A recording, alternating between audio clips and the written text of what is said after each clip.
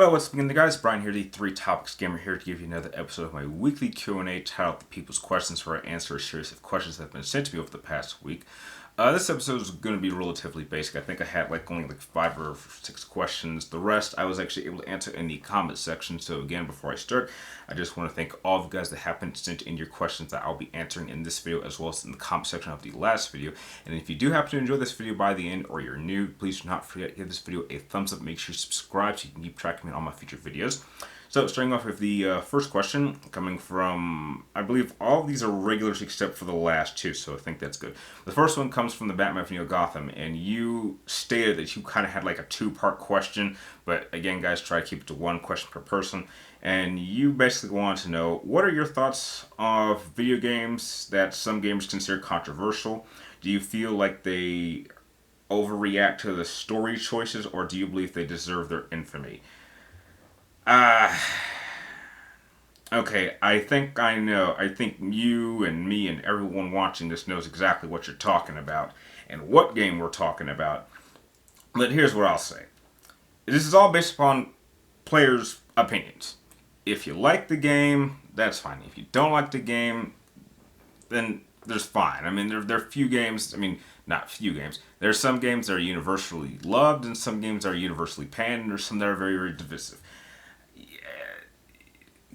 You can't really have much of an opinion on games just because it's different taste. There's certain games that I am not interested in, and therefore I don't really have much to say about it. And then just to kind of go into your other question, do you think that they overreact? That depends on if you're passionate about your story. If there was something I really liked about one game and then they completely go against it in the next game, well, do you think voicing my complaint and saying I think that's a bad decision, do you think that's overreacting? I don't think that's overreacting. That's voicing my opinion. It's like, hey, I thought the story would go in this direction, and even if it wasn't what I expected it, I just don't think it fits with the narrative that you had been setting up for. I think that is something that would upset some gamers. So, yeah, I think it. But again, it's all based upon your own opinion. Everyone is going to feel differently about a different game all the time. So it's very much dependent on the person itself. Next question comes from Bray Burke. He wants to know, do I think they'll actually shoot for it and make an Assassin's Creed that takes place in feudal Japan? I can only hope. All we know is they're working on a project called Assassin's Creed. I believe it's called Infinity.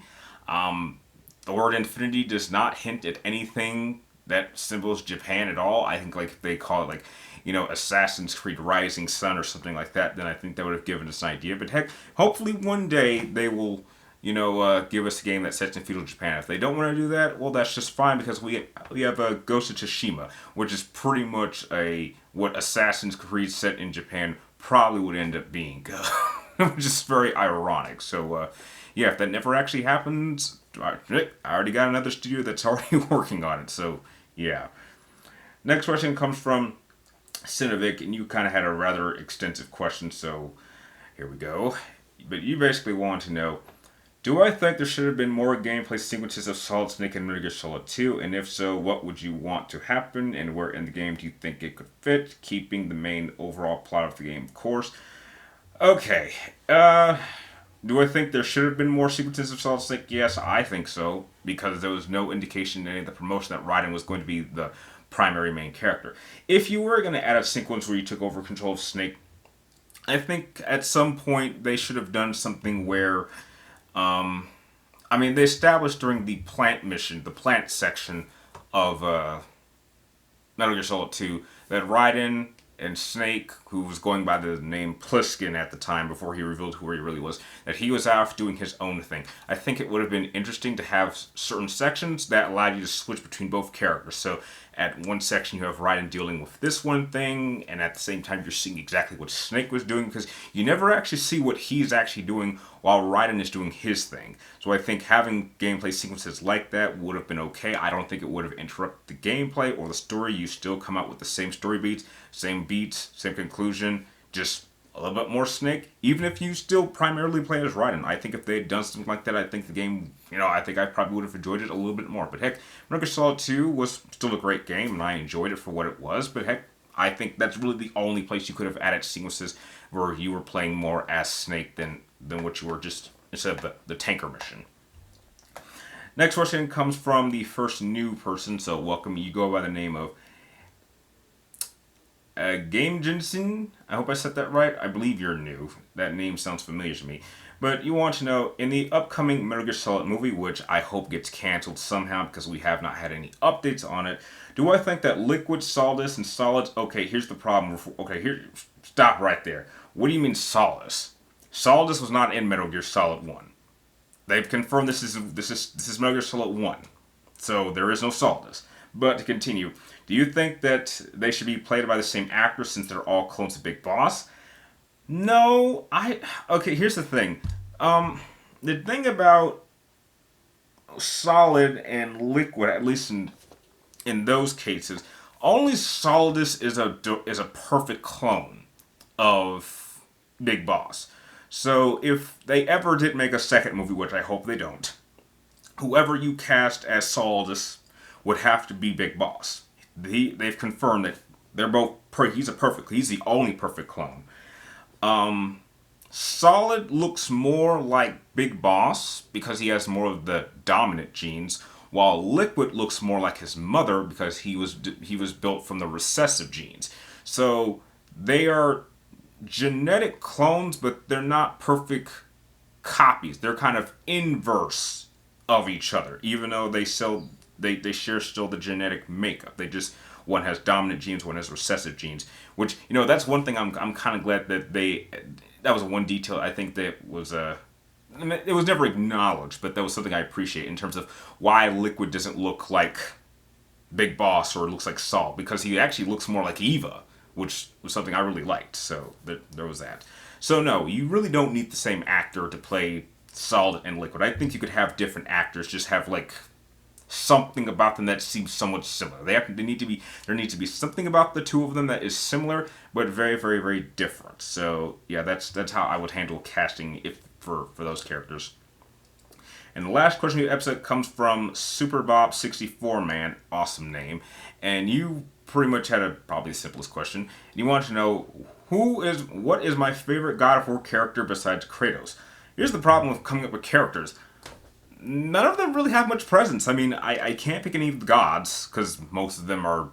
I'm not sure if you can say they're bad, but they're just gods. So I wouldn't pick like the thing about God of War. At least the first series of God of War games, there wasn't really much of an extended cast outside of Kratos. I mean, you had gods, but they only popped in and out every once in a while.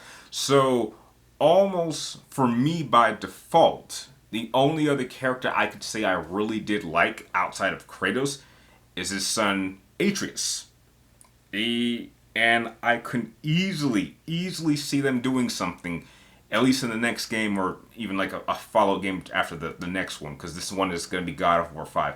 I could see somewhere down the line where the franchise moves from Kratos to Atreus. I could see them doing that. In fact, here's what I hope happens in this next God of War game. I would hope at some point we actually encounter like the God of War of Norse mythology, and instead of Kratos being the one who kills him, have it be Atreus be the one who kills him, and then he takes over the title of God of War. So, just by logic, Kratos was the God of War of Greek mythology. Atreus becomes the God of War of Norse mythology, and therefore, at some point, I think you have to at least kill off Kratos and have the story continue on, and you still have a God of War. I really like, as much as Kratos is like the face of God of War, I think we're at a point where you actually could retire him, especially if he has a son that's probably going to be a little bit older in the next game. I think at some point, passing the torch to the next generation is a theme that I very much do support, and I wish more franchises did that instead of just sticking with one character and just have that be the primary focus for every single game that you do.